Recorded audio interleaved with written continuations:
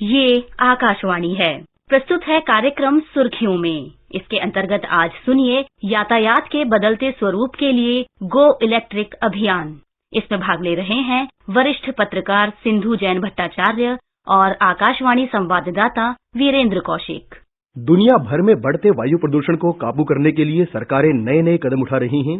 भारत में electrical vehicles के लिए बुनियादी ढांचे को मजबूत करने के लिए भारत सरकार वैकल्पिक ईंधन को भी बढ़ावा देने की तैयारी में है, ताकि पेट्रोल, डीजल जैसे पारंपरिक ईंधन के ऊपर निर्भरता को कम किया जा सके। इसी दिशा में एक सार्थक पहल है गो इलेक्ट्रिक कैंपेन। इस पर चर्चा के लिए हमारे साथ हैं वरिष्ठ पत्रकार और भारत के ऑटोमोबाइल सेक्टर को करीब से जानने और अल्टरनेट फ्यूल वाहनों में विशेष रुचि रखने वाली सिंधु जैन भट्टाचार्य। मैडम, आपका स्वागत है कार्यक्रम में। शुक्रिया। भारत में गो इलेक्ट्रिक कैंपेन का क्या महत्व है और अब तक का रिस्पॉन्स कैसा है?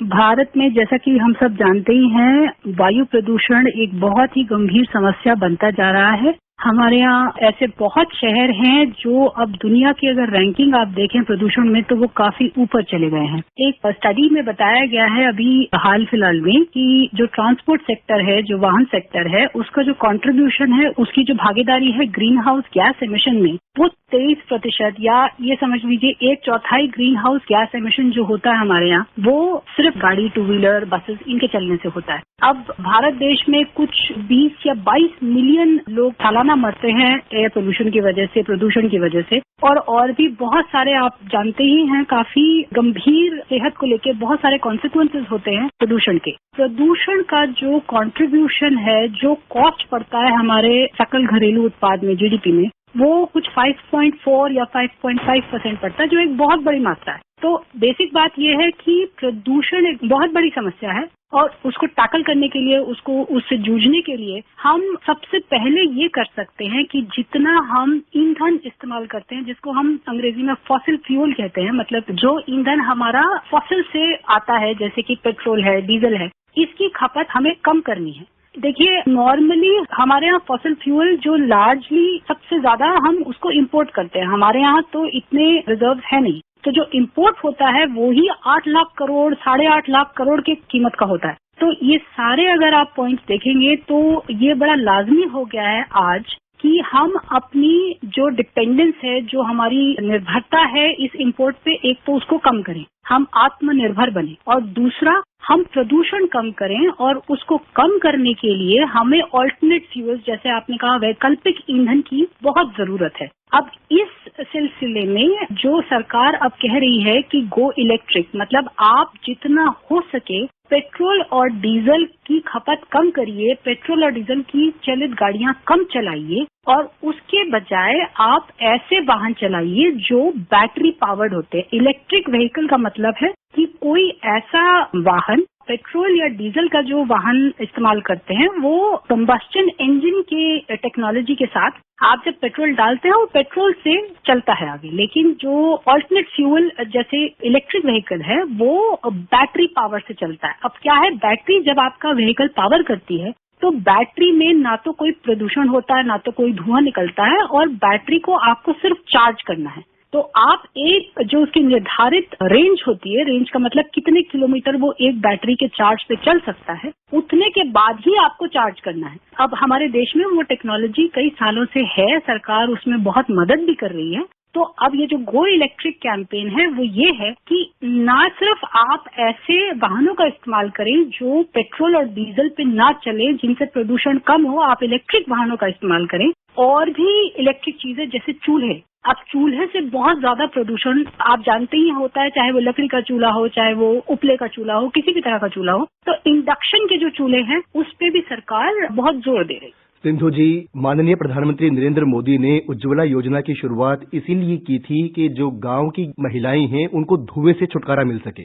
और गो इलेक्ट्रिक अभियान का एक दूसरा पहलू ये भी है कि वाहनों के साथ साथ खाना पकाने के उपकरणों को भी प्रोत्साहन देने के लिए इस अभियान में शुरुआत की गई है, और इसका उद्देश्य है देश में ऊर्जा सुरक्षा सुनिश्चित करना। बुनियादी और इंफ्रास्ट्रक्चर के लेवल पर सरकार को क्या और बेहतर करने की आवश्यकता है, जिससे कि इलेक्ट्रिक वाहनों के संचालन में कोई दिक्कत ना हो? हमारे देश में सरकार बहुत सारे फायदे देती है। जो गो इलेक्ट्रिक कैंपेन है वो आई है, 2 ऐसे कैंपेन्स हमने पहले चलाए हैं। जिसे हम फेम कहते हैं, FAME, फेम 1 एंड फेम 2। तो 2 ऐसे स्कीम्स सरकार ला चुकी है। एक तो 2015 में फेम 1 आई थी, जिसमें सरकार ने ये कहा था कि देखिए, आप इलेक्ट्रिक व्हीकल्स भारत देश में उसका उत्पादन करिए, उसके लिए आपको जो हमसे मदद चाहिए वो हम देंगे। वो एक प्रोग्राम सरकार ने चलाया था 2015 में, उसको 2019 तक चलाया, बार बार एक्सटेंड करके। और 2019 में फेम 2 करके एक स्कीम आई, जो 10,000 करोड़ सरकार ने उसके लिए घोषित किया है, जिसमें कि आपको मैन्युफैक्चरिंग के लिए, डिमांड क्रिएशन के लिए भी आपको मदद मिलेगी, चार्जिंग स्टेशंस के लिए भी आपको मदद मिलेगी, और बाकी पब्लिसिटी, इंफ्रास्ट्रक्चर, बाकी चीजों के लिए भी मदद मिलेगी। तो अब जैसे नितिन गडकरी हैं, रोड ट्रांसपोर्ट और हाईवेज के मंत्री हैं, उन्होंने बहुत सारे ऐसे चीजों का ऐलान किया है, जिससे ये बहुत आसान हो जाता है कि आप इस कैंपेन में पार्टिसिपेट भी करें और इलेक्ट्रिक व्हीकल्स का उत्पादन जो है वो बढ़ जाए। अब सबसे पहले तो ये कैंपेन जो उन्होंने लॉन्च की है, उनका उद्देश्य ये है कि किसी भी हाल में हमारा देश 100% ई मोबिलिटी की तरफ और बढ़ जाए। अब 100% ई मोबिलिटी एक बहुत ही बड़ा टारगेट है, बहुत ही बड़ा एक लक्ष्य है, जिसको पूरा करने में काफी साल लग सकते हैं। लेकिन अगर अभी हम शुरुआत कर देते हैं तो इसमें बहुत आगे हम बढ़त कर सकते हैं। अब सबसे पहली बात तो ये है कि इलेक्ट्रिक जो व्हीकल होते हैं, जो बैटरी से चलते हैं, एक तो वो सबसे जो उनकी एक्सेलरेशन होती है, जैसे आप गाड़ी स्टार्ट करते हैं तो सबसे पहले जो आप स्टार्ट करके 0 से 100 किलोमीटर प्रति घंटे की रफ्तार में कितनी देर में पहुंच जाते हैं, वो उसको कहते हैं एक्सेलरेशन का जो रेट आप नापते हैं। तो इलेक्ट्रिक व्हीकल्स उसमें हमारे पेट्रोल और डीजल व्हीकल से ज्यादा जल्दी एक्सेलरेट कर सकते हैं।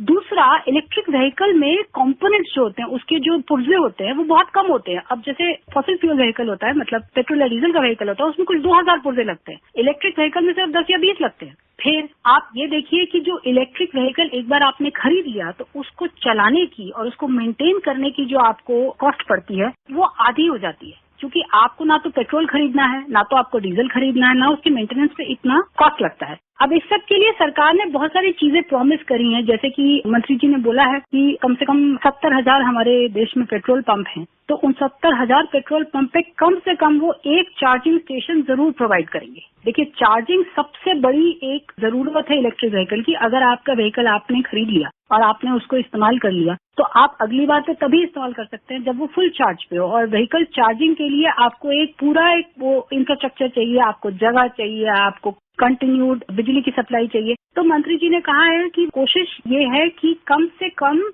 70,000 हमारे लगभग पेट्रोल पंप है, हर एक में एक चार्जिंग पॉइंट जरूर लगाने की कोशिश कर रहे हैं। दूसरा, मैंने आपको पहले ही बताया कि फेम 2 जो स्कीम है, उसके तहत 10,000 करोड़ सरकार ने पहले ही अलॉट कर दिए हैं, जिसमें इंसेंटिव मिलेगा, चार्जिंग इंफ्रास्ट्रक्चर पे लगाएंगे। और सरकार के जो सारे के सारे व्हीकल, जैसे सरकार बहुत बड़ी तादाद में व्हीकल खरीदती है, क्योंकि सरकार को अपने काम के लिए बहुत जरूरत पड़ती है गाड़ी की, बाकी व्हीकल्स की। हो सकता है कि सरकार वो जो व्हीकल है वो इलेक्ट्रिक व्हीकल में, मतलब वो जो फ्लीट है वो सारी इलेक्ट्रिक व्हीकल की बन जाए, तो इससे और लोगों को भी इंसेंटिव मिलेगा वो व्हीकल खरीदने के लिए। बाकी ऑलरेडी काफी इंसेंटिव और दिए जा चुके हैं, जीएसटी का रेट कम कर चुके हैं। अब जीएसटी बहुत नीचे है कंपेयर टू, मतलब अगर आप पेट्रोल की गाड़ी खरीदते हैं तो उस पर जीएसटी आपको बहुत ऊपर देना पड़ता है, अगर ईवी खरीदते हैं तो उसकी जीएसटी की जो दर है बहुत कम कर दी गई है, और रोड टैक्स वगैरह पे भी काफी रियायत दी गई है। तो बेसिकली सरकार ये चाहती है कि आप अगर इलेक्ट्रिक व्हीकल खरीदने के लिए राजी हैं तो सरकार आपकी पूरी तरह से मदद करना चाहती है। मैडम, जो वर्तमान समय है वो इशारा करता है कि वैकल्पिक रूप से वाहनों को बदलने की आवश्यकता है और इस दिशा में हम लोग काम कर रहे हैं। भविष्य हरित हाइड्रोजन का है और सरकार सकारात्मक रूप से काम कर रही है। हम कह सकते हैं कि भारत इलेक्ट्रिक वाहनों के निर्माण में और तरक्की कर सकता है। आपने हमसे बात की, इसके लिए बहुत बहुत शुक्रिया। शुक्रिया। अभी आप सुन रहे थे यातायात के बदलते स्वरूप के लिए गो इलेक्ट्रिक अभियान। इसमें भाग ले रहे थे वरिष्ठ पत्रकार सिंधु जैन भट्टाचार्य और आकाशवाणी संवाददाता वीरेंद्र कौशिक। ये कार्यक्रम आकाशवाणी के समाचार सेवा प्रभाग द्वारा प्रस्तुत किया गया। इसे आप हमारे mobile app news on AIR पर भी सुन सकते हैं। इस कार्यक्रम के संबंध में अपनी प्रतिक्रिया आप हमें ईमेल कर सकते हैं। पता है airnsdtalks@gmail.com। ये कार्यक्रम फिर से सुनने के लिए लॉग ऑन करें हमारी वेबसाइट newsonair.com। ये आकाशवाणी है। प्रस्तुत है कार्यक्रम सुर्खियों में। इसके अंतर्गत आज सुनिए शिक्षा में नवाचार को प्रोत्साहन विषय पर विशेष कार्यक्रम। नवाचार से निरंतर विकास को सुनिश्चित किया जा सकता है और समस्याओं का समाधान तलाशा जा सकता है। इसलिए सरकार द्वारा देश में नवाचार को प्रोत्साहन देने के लिए योजनाएं चलाई जा रही हैं। इनोवेशन और शोध को लेकर विद्यार्थियों में रुचि पैदा हो, इसके लिए नई राष्ट्रीय शिक्षा नीति में व्यावहारिक शिक्षा पर जोर दिया गया है। समय समय पर प्रधानमंत्री द्वारा युवाओं और विद्यार्थियों को नवाचार को लेकर प्रोत्साहित करने के लिए संबोधित किया जाता रहा है। आज प्रधानमंत्री मोदी ने IIT खड़गपुर के विद्यार्थियों को दीक्षांत समारोह के अवसर पर संबोधित किया। उन्होंने कहा कि 21वीं सदी में आत्मनिर्भर बनने की ओर अग्रसर भारत के लिए नए इकोसिस्टम को तैयार करने की जरूरत है। ये इकोसिस्टम स्टार्टअप, प्रवर्तन और शोध, कॉर्पोरेट जगत और देश की प्रशासनिक व्यवस्था में होना जरूरी है। उन्होंने विद्यार्थियों से वर्तमान के साथ भविष्य की जरूरतों को ध्यान में रखते हुए इनोवेशन करने को कहा। उन्होंने कहा कि एक इंजीनियर होते हुए हमें समस्याओं के पैटर्न को समझना होगा और उसका समाधान निकालना होगा। इस संस्थान से देश को 21वीं सदी के आत्मनिर्भर भारत में बन रहे नए इकोसिस्टम के लिए नई लीडरशिप की भी उम्मीद है। नया इकोसिस्टम हमारे स्टार्टअप्स की दुनिया में, नया इकोसिस्टम हमारे इनोवेशन रिसर्च की दुनिया में, नया इकोसिस्टम हमारे कॉर्पोरेट वर्ल्ड में और नया इकोसिस्टम देश की प्रशासनिक व्यवस्था में।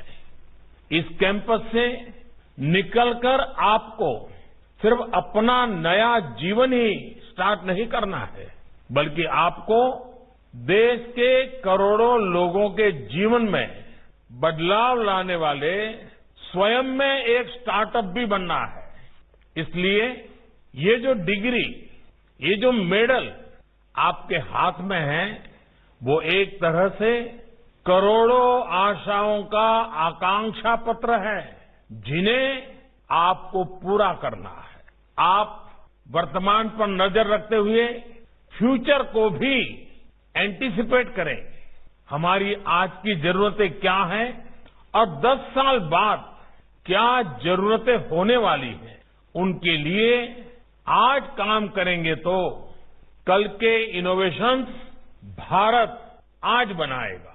साथियों, इंजीनियर होने के नाते एक क्षमता आप में सहज रूप से विकसित होती है और वो है चीजों को पैटर्न से पेटेंट तक ले जाने की क्षमता। यानी एक तरह से आप में विषयों को ज्यादा विस्तार से देखने की, एक नए विजन की आप में एक क्षमता होती है। इसलिए आज हमारे आसपास इंफॉर्मेशन का जो भंडार है, उसमें से प्रॉब्लम्स और उनके पैटर्न, उसको आप बहुत बारीकी से देख पाते हैं। हर प्रॉब्लम के साथ पैटर्न जुड़े होते हैं। समस्याओं के पैटर्न्स की समझ हमें उनके लॉन्ग टर्म सॉल्यूशन की तरफ ले जाती है। ये समझ भविष्य में नई डिस्कवरीज, नए ब्रेक थ्रूज, उसका एक आधार बनती है। आप सोचिए, आप कितने जीवन में बदलाव ला सकते हैं, कितने जीवन बचा सकते हैं, देश के संसाधनों को बचा सकते हैं, अगर आप पैटर्न को समझे और उसे समझकर समाधान निकालें। और इस बात की भी पूरी संभावना है कि भविष्य में यही समाधान आपको कॉमर्शियल सक्सेस भी दे। अपने संबोधन में प्रधानमंत्री मोदी ने पर्यावरण में हो रहे बदलाव को ध्यान में रखते हुए इनोवेशन पर जोर दिया। उन्होंने कहा कि भारत ने दुनिया के सामने इंटरनेशनल सोलर अलायंस का विचार रखा और इसे मूर्त रूप दिया, जिससे दुनिया के अनेक देश जुड़ रहे हैं। उन्होंने कहा कि पर्यावरण की दृष्टि से तकनीक विकसित करने में भारत के इंजीनियरों की भूमिका हो सकती है, जिससे भारत की पहचान और मजबूत होगी। IIT के विद्यार्थियों से उन्होंने सौर ऊर्जा की मदद से क्लीन कुकिंग की तकनीक विकसित करने को कहा, जिससे पर्यावरण को कम से कम नुकसान पहुंचे। हमारी IIT जितना ज्यादा भारत की चुनौतियों को दूर करने के लिए रिसर्च करेगी, भारत के लिए समाधान तैयार करेगी, उतना ही वो ग्लोबल एप्लीकेशन का भी माध्यम बनेगी। हमारी इतनी बड़ी जनसंख्या के बीच आपको जो एक्सपेरिमेंट सफल होकर निकालेगा वो दुनिया में कहीं पर भी असफल नहीं होगा। साथियों, आप ये जानते हैं कि ऐसे समय में जब दुनिया क्लाइमेट चेंज की चुनौतियों से जूझ रही है, भारत ने इंटरनेशनल सोलर अलायंस आईसा का विचार दुनिया के सामने रखा और इसे मूर्त रूप दिया। आज दुनिया के अनेक देश भारत द्वारा शुरू किए गए इस अभियान से जुड़ रहे हैं। अब हम पर दायित्व है कि हम इस अभियान को और आगे ले जाएं। क्या हम दुनिया को सस्ती, एफोर्डेबल, एनवायरमेंट फ्रेंडली टेक्नोलॉजी दे सकते हैं जो भारत की इस पहल को और आगे ले जाए, भारत की पहचान को और मजबूत करे। आज भारत उन देशों में से है जहां सोलर पावर की कीमत प्रति यूनिट बहुत कम है, लेकिन घर घर तक सोलर पावर पहुंचाने के लिए अब भी बहुत चुनौतियां हैं। मैंने तो एक बार कहा भी था, मैं आईआईटी के स्टूडेंट के सामने जरूर कहूंगा कि अगर मान लीजिए हम क्लीन कुकिंग की मूवमेंट चलाएं और सोलार के आधार पर ही घर में चूल्हा जलता हो और सोलार के आधार पर ही घर के लिए आवश्यक एनर्जी स्टोरेज की बैटरी की व्यवस्था हम बना सकते हैं। आप देखिए, हिंदुस्तान में 25 करोड़ चूल्हे हैं, 25 करोड़ घरों में चूल्हे हैं, 25 करोड़ का मार्केट है। अगर इसमें सफलता मिल गई तो जो इलेक्ट्रॉनिक व्हीकल के लिए सस्ती बैटरी की जो खोज हो रही है वो उसको एक क्रॉस सब्सिडाइज कर देगा। अब ये काम आईआईटी के नौजवानों से बढ़कर के कौन कर सकता है? भारत को ऐसी टेक्नोलॉजी चाहिए जो एनवायरमेंट को कम से कम नुकसान पहुंचाए, ड्यूरेबल हो और लोग ज्यादा आसानी से उसका इस्तेमाल कर पाए। साथियों, प्रधानमंत्री ने कहा कि आज विश्व भारत के आपदा प्रबंधन में किए जाने वाले पहल और कार्यक्रमों का स्वागत कर रहा है। डिजास्टर रेजिलिएंट इंफ्रास्ट्रक्चर में भारत की भूमिका पर उन्होंने कहा कि इसमें युवा सोच विश्व के सामने आपदा प्रबंधन में तकनीक विकसित कर सकती है। साथियों, डिजास्टर मैनेजमेंट भी एक ऐसा विषय है जिस पर भारत ने दुनिया का ध्यान आकर्षित किया है। बड़े डिजास्टर में जीवन के साथ ही सबसे ज्यादा इंफ्रास्ट्रक्चर को नुकसान पहुंचता है। इसे समझते हुए भारत ने 2 वर्ष पूर्व संयुक्त राष्ट्र में coalition for disaster resilient infrastructure CDRI का आह्वान किया था। दुनिया के अनेक देश भी इससे जुड़ रहे हैं। डिजास्टर मैनेजमेंट को लेकर भारत की चिंता, भारत की पहल को समझ रहे हैं। आज दुनिया उसका स्वागत कर रही है। ऐसे समय में भारत के टेक्नोलॉजी एक्सपर्ट्स, उन पर भी नजरें ही स्वाभाविक है कि डिजास्टर रेजिलिएंट इंफ्रास्ट्रक्चर के निर्माण में दुनिया को क्या सॉल्यूशन दे सकते हैं। देश में आज जो छोटे बड़े घरों का निर्माण होता है, इमारतों का निर्माण होता है, उसे हम टेक्नोलॉजी की मदद से डिजास्टर प्रूफ कैसे कर सकते हैं, इस बारे में हमें सोचना होगा। बड़े बड़े ब्रिज बनते हैं, एक तूफान आ जाए सब तबाह हो जाता है। हमने अभी देखा उत्तराखंड में क्या हुआ। हम ऐसी व्यवस्थाएं कैसे विकसित करें?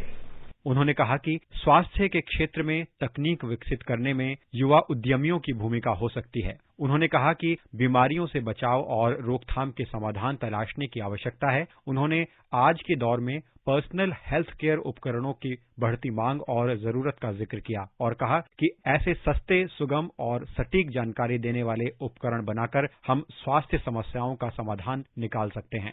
कोरोना से लड़ाई में भी आपके सॉफ्टवेयर समाधान देश के काम आ रहे हैं। अब आपको हेल्थ टेक के फ्यूचरिस्टिक सॉल्यूशन को लेकर भी तेजी से काम करना ही है। जब मैं हेल्थ टेक की बात करता हूं तो सिर्फ डेटा, सॉफ्टवेयर और हार्डवेयर यानी गैजेट्स की ही बात नहीं करता, बल्कि एक इकोसिस्टम की बात करता हूं। प्रिवेंशन से लेकर क्योर तक के आधुनिक समाधान हमें देश को देने हैं। कोरोना के इस समय में हमने देखा है कि कैसे पर्सनल हेल्थ केयर इक्विपमेंट्स एक बहुत बड़ा मार्केट बनकर उभरे हैं। लोग पहले थर्मोमीटर और जरूरी दवाइयां तो घरों में रखते थे, लेकिन अब ब्लड प्रेशर चेक करने के लिए, शुगर चेक करने के लिए, ब्लड ऑक्सीजन चेक करने के लिए इक्विपमेंट घर में रखते हैं। हेल्थ और फिटनेस से जुड़ी इक्विपमेंट भी घरों में बढ़ रहे हैं। भारत में personal health care equipment affordable हो, सटीक जानकारी देने वाले हो, इसके लिए भी हमें टेक्नोलॉजी की मदद से नए समाधान विकसित करने होंगे।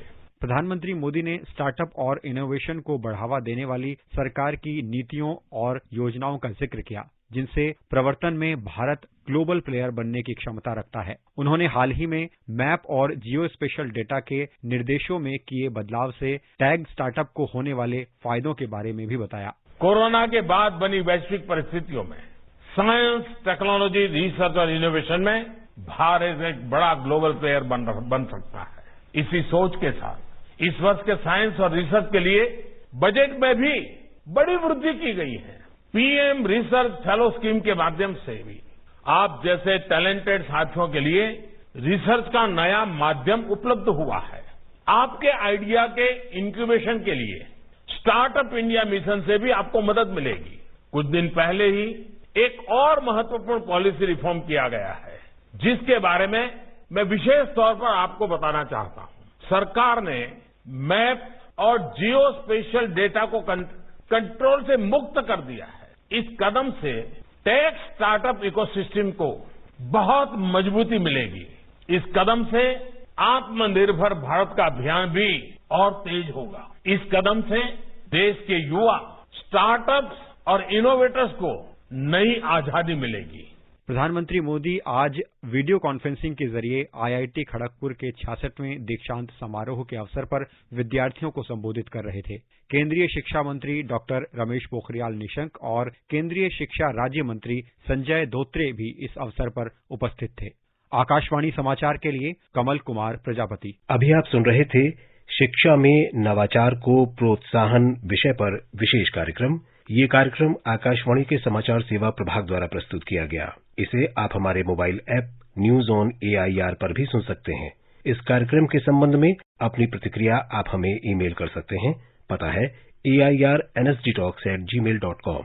ये कार्यक्रम फिर से सुनने के लिए लॉग ऑन करें हमारी वेबसाइट newsonair.com। ये आकाशवाणी है। प्रस्तुत है कार्यक्रम सुर्खियों में। इसके अंतर्गत आज सुनिए प्रधानमंत्री किसान सम्मान निधि योजना के 2 वर्ष पूरे होने पर चर्चा। इसमें भाग ले रहे हैं कृषि विशेषज्ञ हरवीर सिंह और आकाशवाणी संवाददाता कमल कुमार प्रजापति।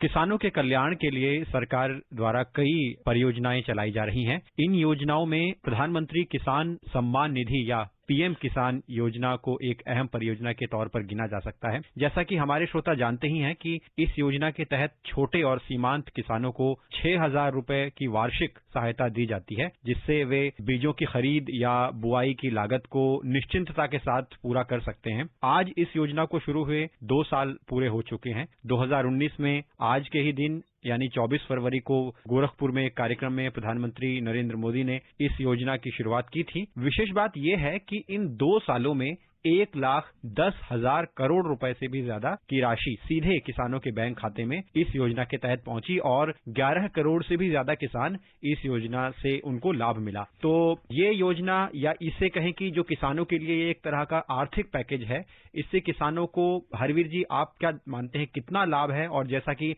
सरकार का फोकस है कि कृषकों की आय दोगुनी हो, तो अन्य योजनाओं की तरह ये योजना किसानों की आय को दोगुना करने में या समृद्धि लाने में कितनी सहायक होगी? ये डायरेक्ट बेनिफिट ट्रांसफर की सबसे बड़ी योजनाओं में एक योजना है और सरकार को जब ये लगा कि किसानों को सीधे आर्थिक मदद देनी चाहिए, जो उनके खाते में सीधे पैसा जाए, जिसका उपयोग छोटे किसान खास तौर से खाद, बीज या दूसरे जो कृषि के जो इनपुट हैं उसके लिए इस्तेमाल कर सकें, उसके लिए योजना शुरू की गई। 2019 में लॉन्च हुई और ये पहली किस्त गई थी उस वक्त, लेकिन दिसंबर 2018 से योजना की शुरुआत एक तरीके से जो अवधि मानी गई, क्योंकि 3 किस्तों में ये पैसा किसानों को जाता है। और जैसा आपने कहा कि आज 2 साल पूरे हुए हैं और इसके जरिए 1,10,000 करोड़ रुपया से ज्यादा पैसा किसानों के खाते में चला गया है। तो डायरेक्ट पैसा किसानों के खाते में सरकार की तरफ से उनकी आर्थिक मदद के लिए गया, उस तरह की ये सबसे बड़ी योजना है। और क्योंकि इसमें कोई लीकेज नहीं है, किसान के अकाउंट में सीधा पैसा इलेक्ट्रॉनिकली ट्रांसफर हो रहा है, एक तरीके से इसका जो इम्प्लीमेंटेशन है वो भी बहुत स्मूथ और इफेक्टिव है। आज प्रधानमंत्री ने अपने ट्वीट संदेश में कहा कि किसानों के जीवन स्तर में ये योजना परिवर्तन लाने का एक प्रयास है। तो अगर हम इस योजना को पूरी तरह से देखें तो सुनने को तो लगता है कि 6,000 रुपए सरकार द्वारा किसानों के बैंक खाते में पहुंचे, लेकिन जब हम एक सीमांत किसान, एक छोटे किसान की बात करते हैं तो उस वक्त जबकि फसलों की बुवाई नहीं होती है और बीजों की खरीद की उसे आवश्यकता होती है, तो उस वक्त एक आर्थिक जो सहायता मिल रही है इस योजना से, निश्चित तौर पर उससे हम देख रहे हैं कि किसानों की जो खेती है उसके लिए बहुत बड़ा एक प्रयास है। तो ऐसे में एक रकम से ज्यादा, एक राशि से ज्यादा ये योजना कितनी महत्वपूर्ण है? राशि के आकार को नहीं देखना चाहिए, उसके पीछे जो सोच है और उसका जो महत्व है उसको आंकना चाहिए। हमारे करीब 14.5 करोड़ जो है देश में किसान है, जोत है जिनके नाम में, उसमें से 85% से ज्यादा किसान ऐसे हैं जो कि लघु और सीमांत किसान हैं। इसमें बहुत बड़ी तादाद ऐसे किसानों की है जिनके पास 1 एकड़ से भी कम जमीन है। तो ऐसे किसान के लिए जरूरत के समय पैसा पहुंचना, और देखिए उनकी जो जरूरत होती है खाद की, बीज की, खासतौर से बुआई के वक्त, उसमें ये पैसा उसकी मदद करने में कारगर है। और जैसा आपने कहा कि छोटे किसान की इकोनॉमी बहुत छोटी है। हमारे देश में औसतन आमदनी अभी किसान की कृषि और गैर कृषि दोनों को मिला के 7,000 रुपए के आसपास है। तो आप समझ सकते हैं कि एक महीने में इतनी कम आमदनी वाले किसान के लिए अगर इनपुट का जो खर्चा है उसमें सरकार की तरफ से मदद मिलती है और इसमें वो अपनी छोटी जोत के लिए, ये बात सही है कि वो जो रिक्वायरमेंट है उसकी खाद और बीज की, उसका बड़ा हिस्सा पूरा कर सकता है। और दूसरे क्या है कि ये एश्योर्ड उसको मदद है जो कि उसको हर साल 3 बार में मिलनी ही है। तो इसमें एक तरह से यूनिवर्सल बेसिक इनकम का जो कॉन्सेप्ट है ये उसके काफी करीब है कि उसमें ये नहीं देखना कि आप छोटे हैं, बड़े हैं, लेकिन आपको मिलना ही है। और एक बार आपका जो डॉक्यूमेंटेशन हो गया है, आपके जो रिक्वायरमेंट है इंफॉर्मेशन की, वो डाटा एंट्री हो गई है, तो फिर आपके लिए ये पैसे पाना बहुत आसान है और सरकार के लिए भी ट्रांसफर करना आसान है। तो उसमें किसान को जो एक भरोसा है वो उसका इससे बढ़ता है। इसलिए यहाँ भरोसा और जरूरतमंद के लिए उसकी इस राशि की अहमियत दोनों को मिला करके देखें तो वो इसकी जो मकसद है उसको फिर पूरा करने के करीब जाती है। हरवीर जी, आपने अभी डायरेक्ट बेनिफिट ट्रांसफर का जिक्र किया कि किस तरह इस योजना ने सेट किया है उदाहरण कि इतनी बड़ी रकम यानी 1,10,000 करोड़ रुपए तक की, जो मैंने अभी जिसका जिक्र किया, इस तरह की रकम को सीधे किसानों के खातों में दिया गया। तो आगे आने वाली योजनाओं के लिए जो कि डायरेक्ट बेनिफिट ट्रांसफर की स्कीम्स होंगी अलग अलग सामाजिक वर्गों के लिए सरकार की, उसके लिए कैसे इस योजना ने एक उदाहरण सेट किया है? और पहले हम जब देखते थे कि योजनाएं जरूर बन जाती थी किसानों के लिए या किसी भी सामाजिक के लिए, लेकिन जब रकम पहुंचाने की बात होती थी तो उसके लिए एक व्यवस्था की शायद कमी थी। तो इस योजना ने कैसे क्रांतिकारी उदाहरण प्रस्तुत किया है कि अब जब योजनाएं बने तो लाभार्थियों को उनका सीधा लाभ हो? असल में देखिए, आपने ठीक कहा है कि पहले सरकार घोषणा करती थी कि हम जो लाभार्थी है उनको इतनी रकम देना चाहते हैं या ये मदद करना चाहते हैं। उसके बाद उसकी मल्टीपल स्टेजेस थी, सेंटर के बाद स्टेट, स्टेट के बाद डिस्ट्रिक्ट, डिस्ट्रिक्ट के बाद ब्लॉक, ब्लॉक के बाद पंचायत। और उसमें क्या है कि इतना घालमेल था कि मदद करनी है जिसको, उसके पास ये पैसा या तो पहुंचता नहीं था या उसमें बिचौलिए काफी सारा बड़ा हिस्सा हड़प कर जाते थे। तो ऐसे में जो डिजिटल प्रोसेस है उसने इस लीकेज को खत्म किया और जो तादाद है इतनी बड़ी, उसने एक कॉन्फिडेंस बिल्डिंग एक्सरसाइज का काम किया। अगर आप देखो कि ये योजना जब शुरू होती है 2 साल पहले, अनफॉर्चुनेटली उसके बाद एक दौर आया कोविड का। कोविड महामारी बहुत बुरी थी और पूरा देश लॉकडाउन और उन सब परिस्थितियों से गुजरा। तो उस वक्त सरकार को गरीब लोगों को मदद करनी थी सीधे ट्रांसफर के लिए, और उसमें खास तौर से गरीब महिलाओं के खातों में पैसा गया। तो पहले से ट्राइड एंड टेस्टेड जो आपके पास एक तरीका था उसका उपयोग हुआ और वहां पर पैसा पहुंचा बैंक खातों में। लेकिन इसके पीछे हमें ये भी देखना चाहिए कि जो बैंक खाते खोले गए जीरो बैलेंस वाले, उसके लिए जो मैसिव कैंपेन हुआ, क्योंकि इस तरह की एक्सरसाइज को आप तभी इम्प्लीमेंट कर सकते हैं जब उसके लिए आपका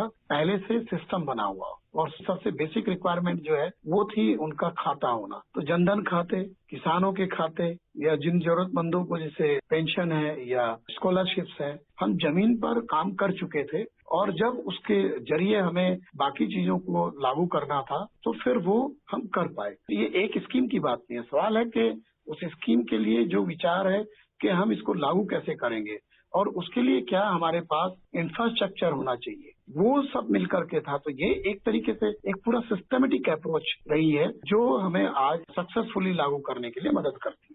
एक और बड़ी अहम बात इस योजना के बाद हुई है, वो ये कि इस योजना को जब लागू किया गया और किसानों के खाते में पैसा पहुंचा तो सरकार के पास एक बहुत अच्छा खासा डेटा पहुंचा कि देश में छोटे किसान कितने हैं, सीमांत किसान कितने हैं, उनको योजनाओं की आवश्यकता है तो उन योजनाओं को उन तक कैसे पहुंचाया जाए। और जो वर्तमान में सरकार की कई योजनाएं चल रही हैं, चाहे वो सिंचाई व्यवस्था को लेकर हो या किसानों को तकनीक उपलब्ध करवाने के लिए योजनाएं हो या फसलों में बाजार किसानों को मिले उनकी योजना हो और सॉइल हेल्थ कार्ड जैसी योजनाएं हो, तो जो किसानों को लेकर सरकार का ये कदम है, इनको किसानों तक पहुंचाने में पीएम किसान योजना के इस डेटा से, इस पूरे स्ट्रक्चर से कैसे मदद मिलेगी आगे जो दूसरी योजनाएं हैं उनमें? डेटा जो है वो नई पूंजी है, वो रिसोर्स है एक तरीके का। डेटा हमारे पास होगा तो हम उस डेटा को अपने सामने रख कर योजनाएं बना सकते हैं, उन लोगों तक पहुंच सकते हैं जिनको हमें उनके लिए योजनाएं बनानी है और लागू कर सकते हैं। और इसमें किसानों का डाटा अपडेट हुआ, क्योंकि हमारे यहाँ जो एग्रीकल्चर सेंसस होती है उसमें टाइम लगता है और खासतौर से कृषि के मामलों में ताजा आंकड़ों की बहुत भारी कमी है। उसमें अभी हमने किसानों को आइडेंटिफाई कर लिया, इस बहाने उनकी जोत का पता लग गया, उनके बारे में बाकी जानकारी है, उनके बैंक अकाउंट की जानकारी है, उनके कॉन्टैक्ट की जानकारी है। तो ये एक बहुत बड़ा रिसोर्स बन गया है सरकार के पास। इसके जरिए बाकी योजनाओं को भी और बेहतर तरीके से लागू किया जा सकता है। और ये बाकी जो दूसरे आंकड़े हैं एग्रीकल्चर के, मेरा मानना है उनको भी अपडेट करने में और उनको जल्दी सामने लाने में ये मदद करेगा। हरवीर जी, कार्यक्रम में आप हमसे जुड़े, इसके लिए आपका बहुत बहुत धन्यवाद। धन्यवाद। अभी आप सुन रहे थे प्रधानमंत्री किसान सम्मान निधि योजना के 2 वर्ष पूरे होने पर चर्चा। इसमें भाग ले रहे थे कृषि विशेषज्ञ हरवीर सिंह और आकाशवाणी संवाददाता कमल कुमार प्रजापति। ये कार्यक्रम आकाशवाणी के समाचार सेवा प्रभाग द्वारा प्रस्तुत किया गया। इसे आप हमारे mobile app news on AIR पर भी सुन सकते हैं। इस कार्यक्रम के संबंध में अपनी प्रतिक्रिया आप हमें ईमेल कर सकते हैं। पता है AIRNSTtalks@gmail.com। ये कार्यक्रम फिर से सुनने के लिए लॉग ऑन करें हमारी वेबसाइट newsonair.com। ये आकाशवाणी है, प्रस्तुत है कार्यक्रम सुर्खियों में। इसके अंतर्गत आज सुनिए सरकार द्वारा सोशल मीडिया के लिए जारी किए गए दिशा निर्देशों पर केंद्रीय सूचना एवं प्रसारण मंत्री श्री प्रकाश जावड़ेकर के साथ बातचीत। केंद्र सरकार ने सोशल मीडिया के लिए गाइडलाइंस और डिजिटल मीडिया और OTT प्लेटफॉर्म्स के लिए कोड ऑफ एथिक्स घोषित कर दिया है। इस पर बातचीत करने के लिए हमारे साथ इस वक्त मौजूद हैं केंद्रीय सूचना एवं प्रसारण मंत्री प्रकाश जावड़ेकर। उनसे बात करते हैं। सर, सबसे पहले सोशल मीडिया की अगर बात करें तो यूजर्स काफी समय से शिकायत कर रहे थे सोशल मीडिया के दुरुपयोग की, तो इस पे जो नए दिशा निर्देश आए हैं तो उसके पीछे की सोच क्या है? पहले तो जो सरकार की सोच है वो बहुत सीधी है कि एक ही प्रकार का काम करने वाले सबको एक ही न्याय मिलना चाहिए। उधर अगर न्यूज़पेपर्स को प्रेस काउंसिल है, समाचार पत्रों को अगर उसके कोड ऑफ एथिक्स है तो सोशल मीडिया को क्यों नहीं होना चाहिए? जो व्यवस्था न्यूज़पेपर्स को है वही डिजिटल न्यूज़पेपर्स को होगी, वही सोशल मीडिया को होगी। यही हमने किया है। हमने कोई नया कानून नहीं बनाया, हमने कोई नए बंधन नहीं डाले। हमने एक क्षेत्र को बिल्कुल ही बंधन नहीं था या एक क्षेत्र को कोई व्यवस्था ही नहीं थी। हमने एक सुचारू व्यवस्था इसमें दी है और इसीलिए दुनिया भर में स्वागत हुआ इसका कि भारत ने बहुत प्रागतिक इस तरह के नए नियम बनाए। दूसरा है कि OTT प्लेटफॉर्म्स है, जैसे सिनेमा है, उसमें सिनेमा भी दिखता है, सीरियल्स भी दिखते हैं। तो सिनेमा के लिए तो सेंसर बोर्ड है, यहाँ हमने कहा है सेल्फ क्लासिफिकेशन करके पेरेंटल लॉक वगैरह अरेंजमेंट करना आपका काम है। दूसरा हमने कहा है कि प्रोग्राम कोड है टीवी को, तो आपको भी प्रोग्राम कोड है, तो वो प्रोग्राम कोड का पालन करना पड़ेगा। यानी जो व्यवस्था है एक माध्यम को, वही व्यवस्था इस माध्यम को भी लगाई है, क्योंकि सभी लोग शिकायत कर रहे थे, समाचार पत्र वाले भी, टीवी चैनल वाले, कि भाई हमें सारे प्रोग्राम कोड है लेकिन इन्हें कुछ नहीं है। तो अब सबको एक न्याय मिलेगा, ये व्यवस्था है।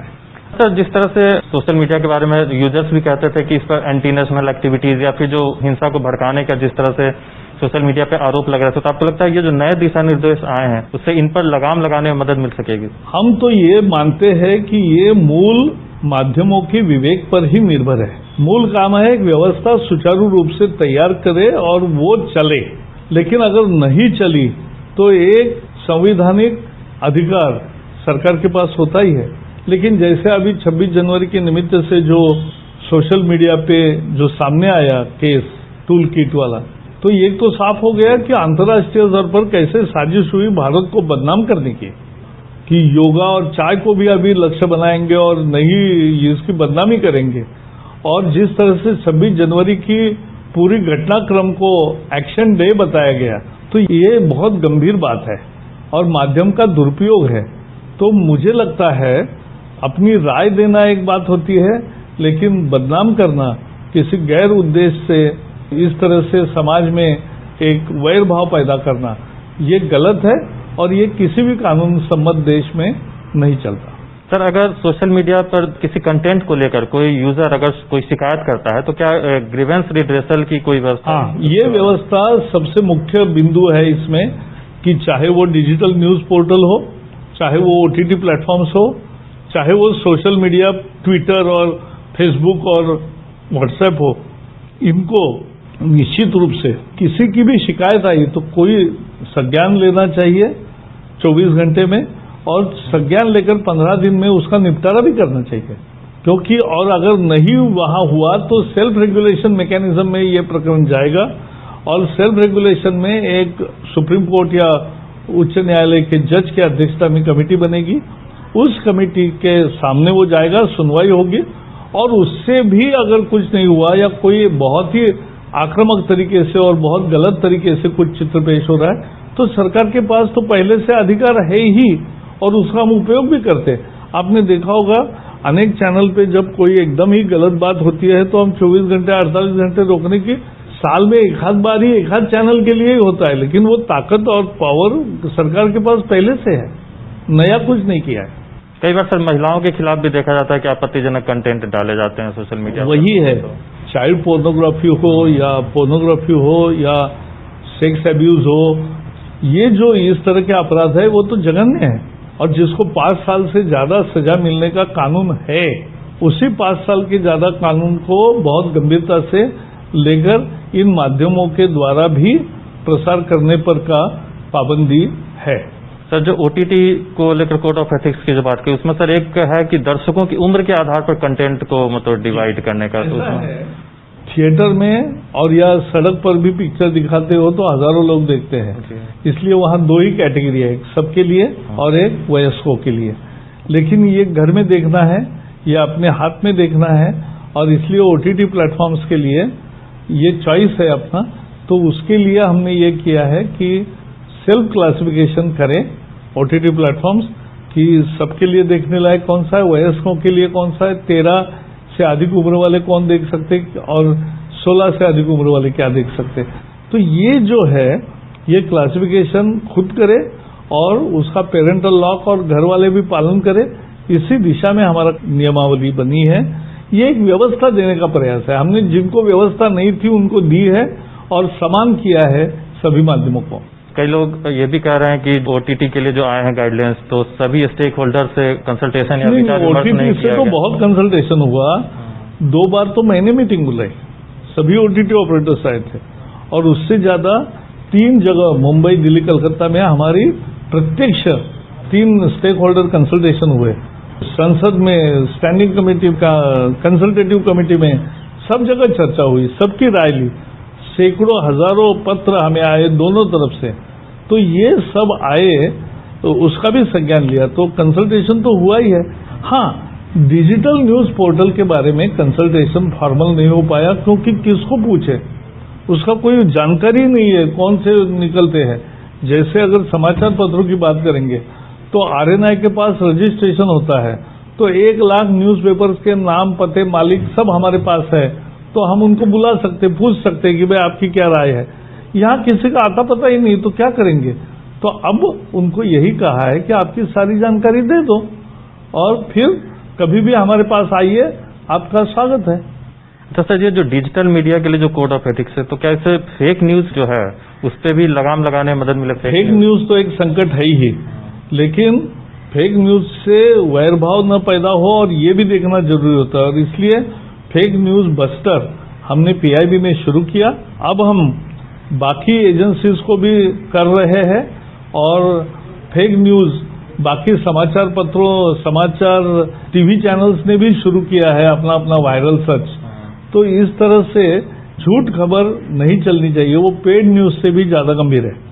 चाहे सोशल मीडिया है, चाहे OTT हो या डिजिटल मीडिया, उनके लिए जो दिशा निर्देश जो आए हैं वो यूजर्स को एम्पावर करने में, यानी उनको सशक्त करने में आपको लगता है कितना मददगार? बिल्कुल मदद करेगा। एक तो हम मानते हैं कि ये सोशल मीडिया और टेक्नोलॉजी ने जो नया साधन उपलब्ध करवाए उससे तो जनता को एक नया प्लेटफॉर्म मिला। आज हम देखते हैं कितनी नई प्रतिभाएं कोने कोने में बैठी, देश में विदेश में, सबकी प्रतिभा को एक स्थान मिला है और एक दूसरे का देखकर एप्रिशिएट करते हैं, तो इसका हम स्वागत करते हैं। लेकिन उसका दुरुपयोग करके कोई उल्टा काम न करे, ये देखना जरूरी है। इसका संयम की चाबी हमने प्लेटफॉर्म के पास ही रखी है। अच्छा सर, ये जो सभी गाइडलाइंस आए हैं वो कब से फिर लागू होंगे? ये जैसे कहा 3 महीने में ये लागू होगा और मुझे पूरा विश्वास है कि सब लोग पालन करेंगे और इसका दुनिया भर में स्वागत हुआ है, आगे भी होता रहेगा। सबकी आशंकाएं गलत साबित होगी अगर किसी के मन में है तो, लेकिन आज भी ये देख रहा हूं मैं कि लोगों को लगा था कि बहुत कुछ उल्टा सीधा होने वाला है, क्या तो नहीं हुआ है, क्योंकि मोदी सरकार लोकतंत्र में विश्वास करती है। मोदी सरकार क्रिटिसिज्म में भी विश्वास करती है, लेकिन समाज में वैरभाव पैदा करना, डिवाइड करना, देश के खिलाफ साजिश करना और अपने मित्र देशों से संबंध बिगाड़ना, ऐसी कोशिश करना और देश के तरक्की के खिलाफ जो आते हैं वो गलत काम जो है उसको ही हम गलत मानते हैं, बाकी किसी को गलत नहीं मानते। शुक्रिया सर। Thank you. अभी आप सुन रहे थे सरकार द्वारा सोशल मीडिया के लिए जारी किए गए दिशा निर्देशों पर केंद्रीय सूचना एवं प्रसारण मंत्री श्री प्रकाश जावड़ेकर के साथ बातचीत। इस कार्यक्रम के संबंध में अपनी प्रतिक्रिया आप हमें ईमेल कर सकते हैं। पता है airnsdtalks@gmail.com। ये कार्यक्रम फिर से सुनने के लिए लॉग ऑन करें हमारी वेबसाइट newsonair.com। इसे आप हमारे mobile app news on AIR पर भी सुन सकते हैं। ऑफ एथिक्स घोषित कर दिया है।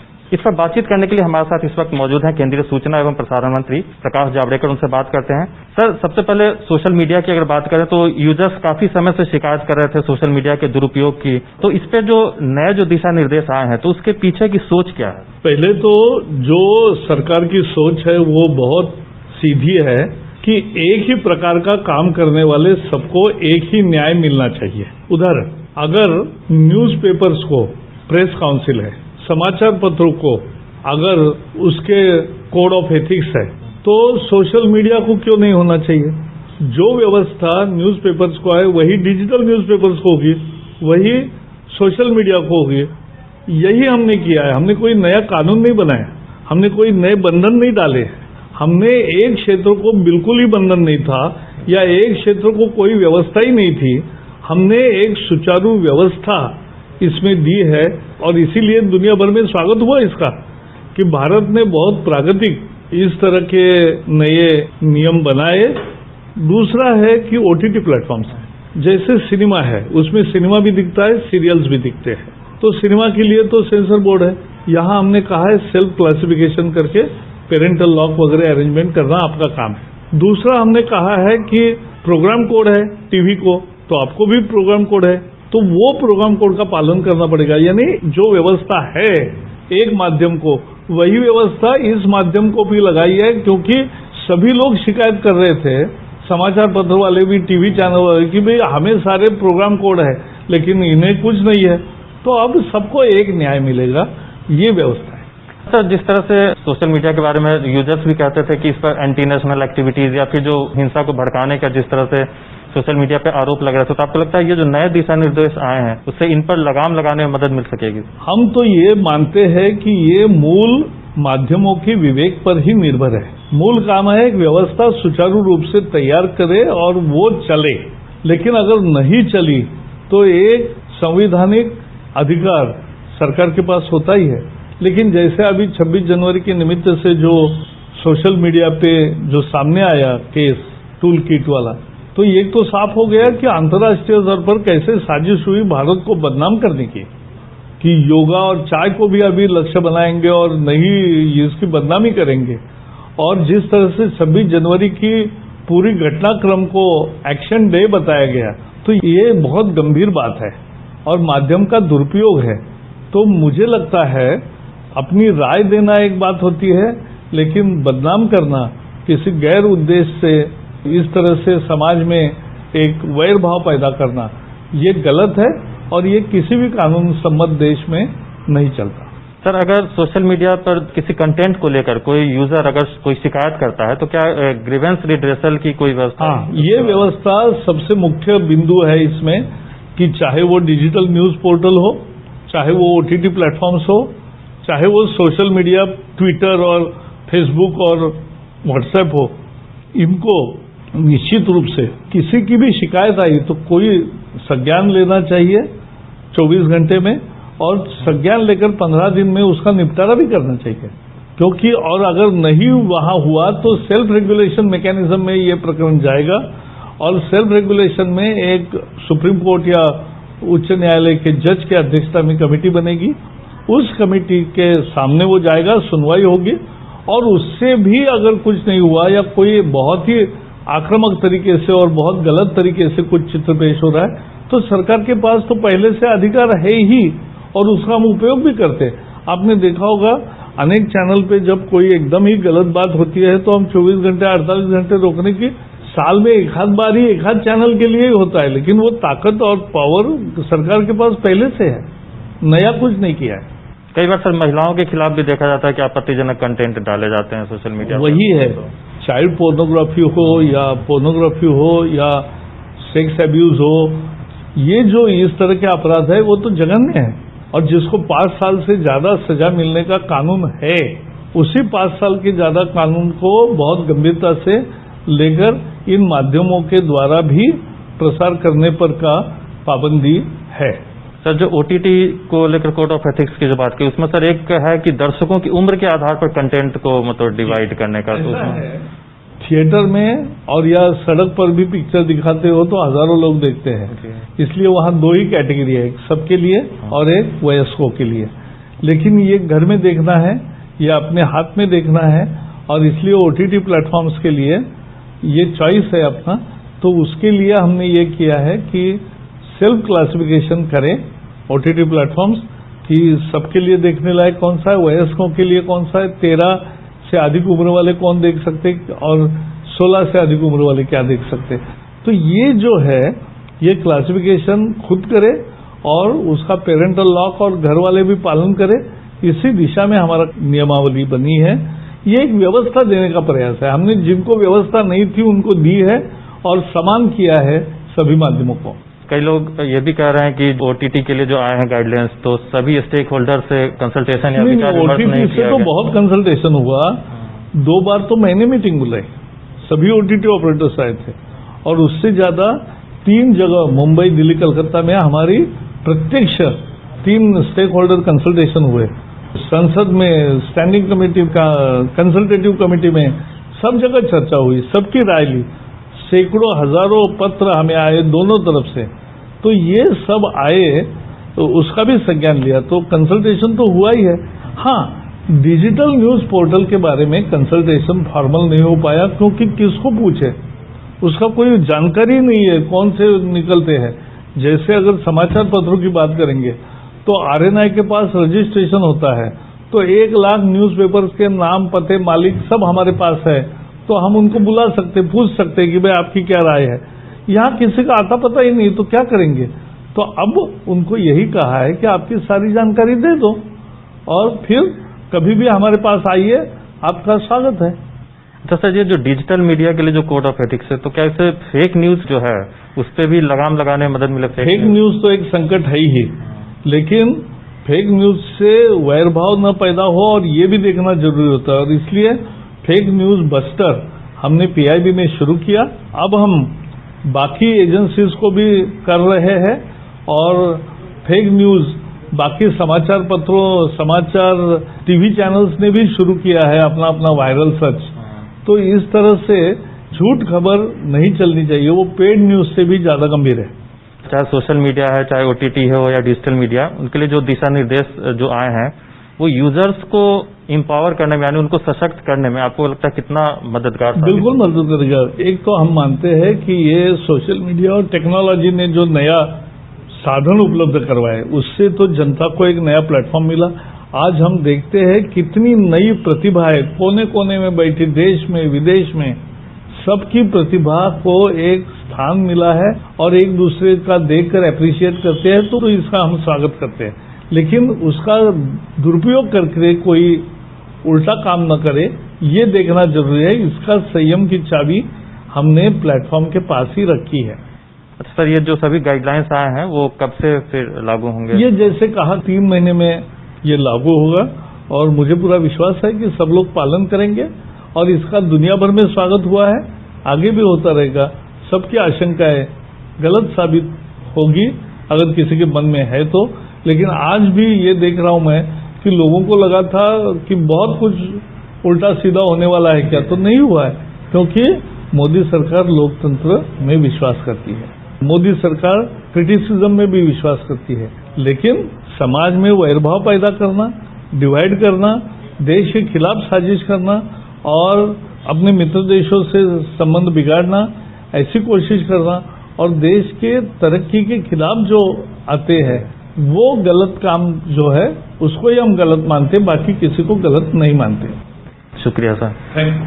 अभी आप सुन रहे थे सरकार द्वारा सोशल मीडिया के लिए जारी किए गए दिशा निर्देशों पर केंद्रीय सूचना एवं प्रसारण मंत्री श्री प्रकाश जावड़ेकर के साथ बातचीत। इस कार्यक्रम के संबंध में अपनी प्रतिक्रिया आप हमें ईमेल कर सकते हैं। पता है airnsdtalks@gmail.com। ये कार्यक्रम फिर से सुनने के लिए लॉग ऑन करें हमारी वेबसाइट newsonair.com। इसे आप हमारे mobile app news on AIR पे भी सुन सकते हैं।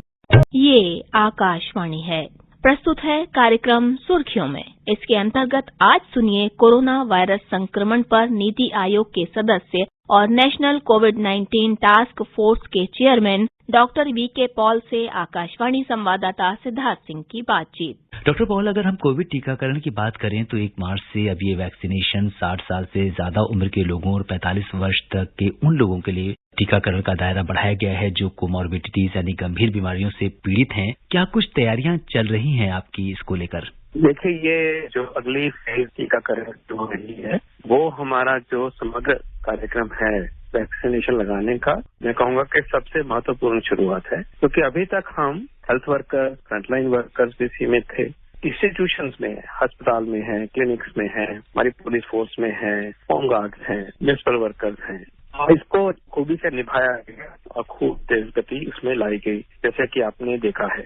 अब हम उस सिचुएशन में पहुंच रहे हैं जब हम सामान्य नागरिक की तरफ आगे हैं और ये हमारा सबसे महत्वपूर्ण स्टेज अब शुरू हो गया है। तो सबसे पहले 60 साल के ऊपर के जो व्यक्ति हैं, चाहे उनको कोई बीमारी है या नहीं है, उनको अब टीकाकरण होगा। इसके अलावा 45 साल से लेकर 60 साल तक जिनको कोई गंभीर बीमारी है, टीकाकरण अब जुड़ेगा। बहुत बड़ा समूह है, सारे देश में व्याप्त है, छोटे शहर में, छोटे गांव में, हर जगह, हर प्रदेश में ये अब काम शुरू होगा। ये तैयारी पहले से ही चली हुई थी। जैसे मैंने बताया कि उसकी एक्सटेंशन है, उसके आगे जा रहे हैं, तो बहुत सारी चीजें जो सीखी गई इस वाली फेज में उनको भी चिन्हित किया गया है, उनको भी साथ साथ लिया गया है। तो ये तैयारी पूरे रूप से हुई है। प्रदेश की और यूनियन टेरिटरीज की सरकारों के साथ बहुत सारे राउंड ऑफ डिस्कशन हो गए हैं। जो हमारा कोविन का प्लेटफॉर्म है उसके बारे में आगे भी बता दिया गया है। कोविन के प्लेटफॉर्म को अपग्रेड कर दिया गया है, 1.0 से अब 2.0 कर दिया गया है। वैक्सीन की जो सप्लाई चेन है उसमें जो गति चाहिए, उसका जो अरेंजमेंट चाहिए वो भी कर दिया गया। और सबसे बड़ी बात है कि बहुत सारे अस्पताल अब और सरकारी अस्पतालों के साथ प्राइवेट भी जुड़ रहे हैं, उसकी बात हम बाद में कर सकते हैं। तो पूरी तैयारी है, हमारे SOPs बने हुए हैं और अब बहुत बड़ी शुरुआत होगी और ये कोविड के खिलाफ जो जंग है उसमें बहुत ही महत्वपूर्ण तेज गति आएगी और हम विजयी होंगे। डॉक्टर पॉल, हमारे एक श्रोता ने हमें ईमेल भेजा है, वो आपको 1.5 करोड़ से ज्यादा लोगों का कोविड वैक्सीनेशन पूरा हो जाने पर सबसे पहले तो उन्होंने आपको बधाई दी है और वो लिखते हैं कि टीकाकरण के लिए रजिस्ट्रेशन प्रोसेस क्या होगी, क्या इसके लिए कोविन ऐप में रजिस्टर करना होगा या कोविड सेंटर्स पर वो वॉक इन तरीके से जा सकते हैं, क्या कुछ प्रक्रिया होगी? इसकी रूपरेखा बनी है और हम बहुत जोरों से तरीकों से इसको अब समझाएंगे और इसमें सारा ही तंत्र और सारी ही भागीदारी के साथ में हम इसको आगे बढ़ेंगे। लेकिन आज शुरुआत करते हैं। देखिए, ऐसा है कि 3 तरह से आप टीकाकरण की तरफ बढ़ सकते हो। 3 व्यवस्थाएं हैं। पहला है कि आप खुद रजिस्टर हो सकते हो। तो कोविन का जो ऐप है, कोविन जो वेबसाइट है cowin.gov.in, आप उस तक पहुंचिए या आरोग्य सेतु पे चले जाइए अपने फोन से। वहां पे आप आगे जाएंगे तो कोविन पे आप जाएंगे और आपको कहा जाएगा कि आप क्या रजिस्टर होना चाहते हैं और वो वाला मॉड्यूल से खुल जाएगा। फिर आपको कुछ डिटेल्स पूछी जाएगी, आपका नाम पूछा जाएगा, आप जो आधार कार्ड लेके जाओगे उसके बारे में पूछा जाएगा, उम्र पूछी जाएगी और उसके बाद 2 और स्क्रीन आएंगी और आप चिन्हित हो जाओगे और आप कहोगे कि मुझे इस जगह पे जाके अपना टीकाकरण करवाना है। सरकारी में या प्राइवेट में वो जो लिस्ट बनी होगी उसमें आप अपने आसपास में आप टीकाकरण कर सकते हैं। तो ये है कि self voluntary self registration, advance self registration. इसके अलावा उन्हीं जगहों पे आप वॉक इन भी जा सकते हो कि आप वहां पहुंचिए, on site registration, on site self registration, क्योंकि आप खुद जा रहे हो। तो ये 2 तरीके आपके सामने हैं। तीसरा एक महत्वपूर्ण तरीका है और वो तरीका जो है वो हमारा जो स्वास्थ्य तंत्र है, हमारा आशा का नेटवर्क है, आशा बहन जी का, ANMs का, डॉक्टर्स का, इस सारे नेटवर्क को, व्यवस्था को हम लेके आपके तक पहुंचेंगे, आपको जागरूक करेंगे, बताएंगे कि टीकाकरण शुरू हो गया है, बताएंगे कि यहाँ आसपास ये सेंटर है। तो ये खास व्यवस्था जो है हमारे गांव में, छोटे कस्बों में ज्यादा काम आएगी, जहाँ पे कि बताने को भी मदद भी चाहिए। और अगर IT में आपका एक्सपीरियंस कम है, खुद नहीं करेंगे, तो हम जुड़ेंगे आपके साथ, हमारे कार्यकर्ता जुड़ेंगे। एक जन आंदोलन की तरह आपकी तरफ वो इन्फॉर्मेशन पहुंचेगी और आपको बताया जाएगा कि आप ये टीकाकरण शुरू है, आपको लगना है, आप इस उम्र से ऊपर के हो और यहाँ आसपास यहाँ जहाँ है, और हम आपको मदद करके उन जगहों के साथ जोड़ेंगे और वहाँ पे आपको लेके जाएंगे। तो ये एक मोबिलाइजेशन वाला भी तरीका है कि अगर आप खुद IT सिस्टम नहीं इस्तेमाल कर सकते तो सरकार की तरफ से,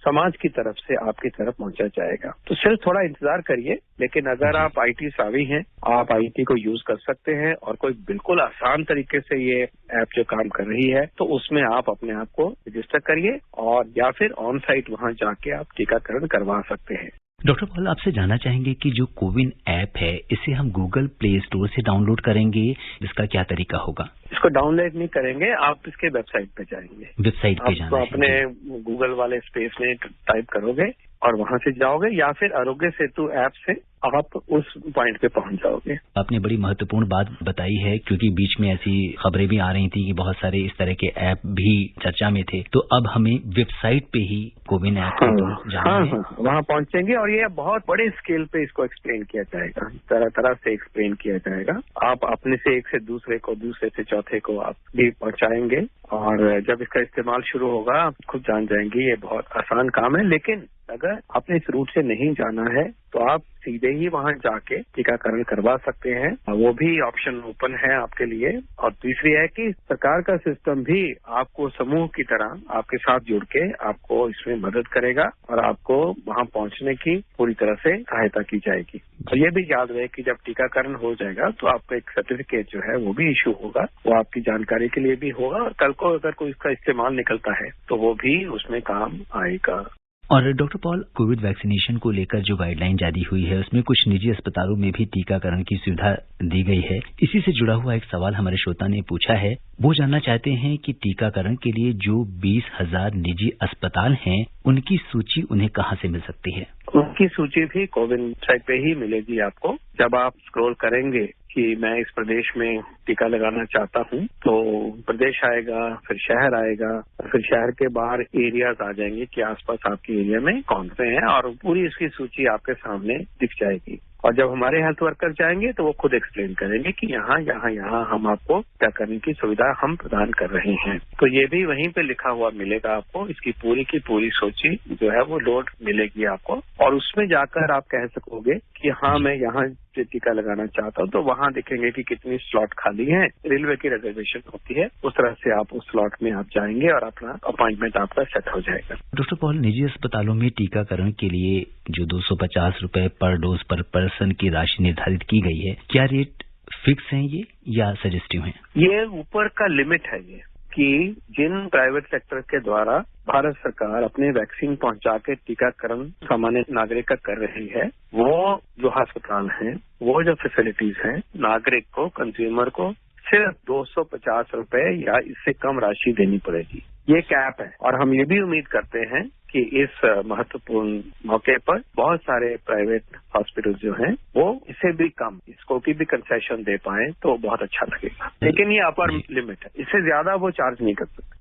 जैसा कि आपने बताया कि एक अपर लिमिट है, और इस बीच हमारे पास एक श्रोता का और ईमेल आया है। वो जानना चाहते हैं कि सरकार ने 20 गंभीर बीमारियों की सूची जारी की है जिन्हें वरीयता दी जाएगी टीकाकरण के लिए। आपसे जानना चाहेंगे कि वो कौन सी बीमारियां हैं इसके अंतर्गत। ये बीमारियां वो हैं, बहुत सोच विचार के इनकी लिस्ट को बनाया गया है। लगभग 20 एक्सपर्ट्स ने बैठे और बहुत दिनों तक उन्होंने चर्चा करी, बार बार करी, ध्यान से करी और पूरे साइंटिफिक तरीके से करी। और उसके बाद प्रदेश के स्वास्थ्य विभागों के साथ भी चर्चा होने के बाद सोच विचार के लिए काम किया गया है। तो ये वो बीमारियां हैं या वो कैटेगरीज हैं बीमारियों की, जब किसी व्यक्ति में होती हैं पहले से और फिर कोविड की बीमारी ऊपर से आती है तो उस व्यक्ति में कोविड से जान जाने का खतरा बहुत बढ़ जाता है। तो बहुत सोच विचार के किया गया है। ये है कि ऐसी हर बीमारी को नहीं लिया गया इसमें उनको लिया गया है जिसकी वजह से कोविड आने की दशा में आम व्यक्ति से रिस्क बहुत बढ़ जाता है। तो साइंटिफिक बेसिस है, क्योंकि हम अब प्राथमिकता के तरीके से वैक्सीन लगा रहे हैं इस दौर में। तो ये बीमारियों की लिस्ट बनी है, साफ सुथरी लिस्ट है ये, और ये लिस्ट आपको पढ़ लेनी चाहिए और अपने डॉक्टर साहब के साथ डिस्कस करना चाहिए। डॉक्टर साहब जो हैं उनको इस लिस्ट में समझने में कोई मुश्किल नहीं है और वो अगर देखते हैं कि आप में वो बीमारियां हैं और उस कैटेगरी में इस तरह से आप फिट हो रहे हो और उनमें से कहीं भी आप क्वालिफाई करते हो तो आपके डॉक्टर साहब आपको सर्टिफिकेट दे देंगे और उस सर्टिफिकेट को आप अपने साथ लेके जाएंगे, या अगर आप पहले से ही अपॉइंटमेंट बुक कर रहे हो सेल्फ रजिस्ट्रेशन के द्वारा फिर उसको आप अपलोड कर दोगे तो उसके बेस के ऊपर आपका हक बन जाएगा कि आपका टीकाकरण हो सरकारी अस्पताल में मुफ्त में, और प्राइवेट में जाएंगे तो अप टू 250 रुपए की। डॉक्टर साहब, किसी को अगर प्रोटीन से एलर्जी है तो क्या वो वैक्सीनेशन करा सकता है? प्रोटीन से एलर्जी, हर छोटी मोटी एलर्जी में वैक्सीन को कोई मनाही नहीं है, लेकिन इसकी चर्चा जब आप वैक्सीन के साइट पे स्वास्थ्य कर्मी के साथ करेंगे तो फिर वो पूछ के आपसे गाइडेंस दे देंगे कि आपको टीका अवॉइड करना चाहिए या नहीं अवॉइड करना। मेरे कहने का मतलब ये है कि सिर्फ आप इसको मन में लेके मत चलो कि आपको किसी ने कहा कि प्रोटीन की एलर्जी है तो टीका मत लगाइए, ऐसे नहीं मानिए। हाँ, एलर्जी है तो कुछ अवस्थाओं में टीका नहीं लगना चाहिए और ये बातचीत आप स्वास्थ्य कर्मी से करेंगे, क्योंकि छोटी मोटी एलर्जी, छोटा मोटा जुकाम खांसी होना कभी कभी मौसम के बदलते हैं या किसी को खाने से है, इतने से ही ये नहीं हम कहेंगे कि वैक्सीन ना लीजिए। तो मेरी आपसे रिक्वेस्ट होगी कि आप इस बात को अपने टीकाकरण के केंद्र में जाके बातचीत करेंगे तो गाइडेंस ठीक तरह से मिलेगी आपको। What is the antigen test he wants to know? हाँ, मैं आपको समझाना चाहूंगा कि एंटीजन टेस्ट से जो तात्पर्य है वो ये है कि जब हम एक व्यक्ति में कोरोना का संक्रमण चेक करते हैं कि भी इसको कोविड है या नहीं है, तो उसको चेक करने के लिए जो टेस्ट है 2-3 जो ज्यादा प्रचलित है और स्टैंडर्ड टेस्ट है वो RT-PCR होता है। ये टेस्ट करते हैं तो हमें उसका जवाब मिलने में लगभग 8-10 घंटे लग जाते हैं या अगले दिन तक की रिपोर्ट आती है। लेकिन एक और सिंपल टेस्ट बन जाते हैं जो कि हमें जल्दी से जवाब दे देते हैं, उनको हम एंटीजन टेस्ट कहते हैं कि वो टेस्ट का जवाब हमें 15-20 मिनट आधे घंटे में मिल जाता है। तो आसान टेस्ट, लेकिन आसान के साथ होने से जब ये पॉजिटिव आता है तो हमें फिर RT-PCR भी करना पड़ता है। तो जब हम बड़े ग्रुप में जाते हैं तो एंटीजन टेस्ट से आगे फटाफट हमें जवाब मिलता है, हमारी प्लानिंग अच्छी हो जाती है और कंटेनमेंट जोन वगैरह में इसका बहुत फायदा होता है। तो एक प्रकार का ये सिंपल टेस्ट है, जल्दी जवाब देने वाला टेस्ट है और इसकी अपनी भूमिका है। और दूसरा टेस्ट जो RT-PCR है जिससे कि पक्का फैसला हो जाता है कि आपको है कोरोना का नहीं, वो अपनी जगह है। तो हम अपने पेंडेमिक कंट्रोल करने के लिए, महामारी कंट्रोल करने के लिए जो काम करते हैं, हम इन दोनों टेस्ट को सूझबूझ के साथ इस्तेमाल करते हैं। जी, डॉक्टर पॉल ब्लाइंड हैं और कोरोना से बचाव का तरीका जानना चाहते हैं।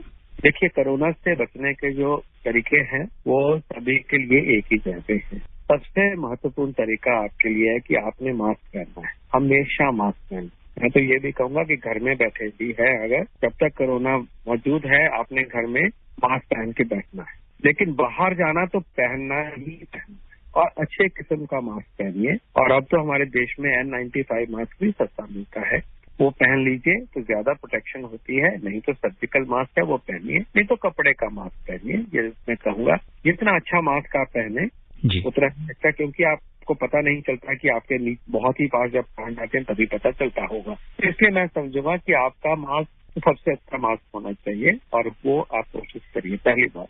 दूसरा है कि आपने इतना ख्याल रखना है कि बड़ी भीड़ में आप थोड़ा सा अपने आप को बचा के रखें, थोड़ा खाली जगह हो, दूरी हो तो अच्छी बात है। तीसरा है कि अपने जेब में थोड़ा सा सैनिटाइजर रख लीजिए। जब आप बाहर जाते हैं, बस में जाते हैं तो चीजों को टच करते हैं, व्यक्तियों को टच करते हैं, तो सैनिटाइजर बीच बीच में इस्तेमाल कर लिया। और जब अपने डेस्टिनेशन पे पहुंच गए वहां पे वो साबुन से हाथ धो सकते हो। तो वही जो 3 गुण प्रधानमंत्री जी ने बार बार सिखाए हमें, हम सबको, देशवासियों को, कि मास्क पहनिए, मास्क पहनिए, मास्क पहनिए। और वैक्सीन आने के बाद भी सब लोग सुन लें मेरे से कि हमने मास्क पहनना अभी नहीं छोड़ना है, ये याद रहे। दूसरा कि दूरी जितनी भी बना, जैसे भी आपको समझ हो कि 2 गज की दूरी हमने बना के रखनी है उसको करिए। और तीसरा अपने हाथों को, अपने आप को साफ रखिए। मैं कहूंगा इन सबसे ज्यादा जरूरी चीज है वो है कि मास्क पहनना, और वो सबसे बड़ा बचाव है। और फिर जब आपकी बारी आएगी, जब आप चिन्हित होंगे तो हम वैक्सीन लगेगा आपको, फिर आपको और भी फिक्र कम होगी। जी, ये बहुत इम्पोर्टेंट बात कही आपने कि हम सबको मिलकर जीतनी है। आपका बहुत बहुत धन्यवाद और आभार। अभी आप सुन रहे थे कोरोना वायरस संक्रमण पर नीति आयोग के सदस्य और नेशनल कोविड-19 टास्क फोर्स के चेयरमैन डॉक्टर वीके पॉल से आकाशवाणी संवाददाता सिद्धार्थ सिंह की बातचीत। ये कार्यक्रम आकाशवाणी के समाचार सेवा प्रभाग द्वारा प्रस्तुत किया गया। इसे आप हमारे mobile app news on AIR पर भी सुन सकते हैं। इस कार्यक्रम के संबंध में अपनी प्रतिक्रिया आप हमें ईमेल कर सकते हैं। पता है airnsdtalks@gmail.com। ये कार्यक्रम फिर से सुनने के लिए लॉग ऑन करें हमारी वेबसाइट newsonair.com।